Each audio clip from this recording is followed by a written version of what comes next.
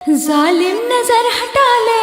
অভিষেক বচ্চন সম্প্রতি এক সাক্ষাৎকারে জানিয়েছেন, স্ত্রী ঐশ্বরিয়া রায় বচ্চনের পাশে দাঁড়ালে তিনি নিজেকে অনেক সময় অস্বস্তিকর অবস্থায় খুঁজে পান। লাল গালিচা বা সিনেমার প্রিমিয়ারের মতো জাঁকজমকপূর্ণ অনুষ্ঠানে ঐশ্বরিয়ার আত্মবিশ্বাসী উপস্থিতির পাশে নিজেকে তিনি যেন কাঠের গুঁড়ির মতো স্থির ও অচল মনে করেন।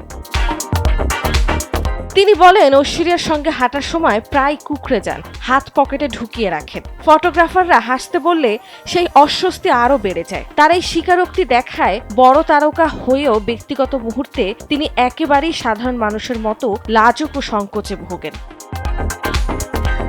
অন্যদিকে এই ধরনের ছোট ছোট অস্বস্তির মুহূর্তগুলোই দর্শক ও মিডিয়ার বিশেষ দৃষ্টি আকর্ষণ করে। গণমাধ্যমে এসব বিষয় উঠে এলে তা দ্রুত আলোচনায় আসে এবং তারকা দম্পতির ব্যক্তিগত জীবনের নানা দিক মানুষের কাছে আরও স্পষ্ট হয়ে ওঠে।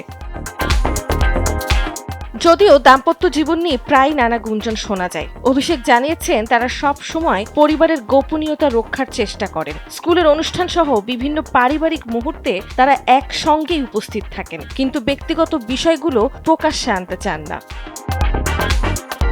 অভিষেকের এই খোলামেলা বক্তব্য আসলে একটি গুরুত্বপূর্ণ দিক তুলে ধরে। গ্ল্যামার আর খ্যাতির আড়ালেও তারকারা মানুষের মতোই অনুভব করেন। তাদের লাজুকতা, অস্বস্তি বা দ্বিধা সবই খুব স্বাভাবিক, আর এই বাস্তব দিকটাই ভক্তদের কাছে তাদের আরও কাছের করে তোলে। নন্দিনী আহসান, সময়ের আলো।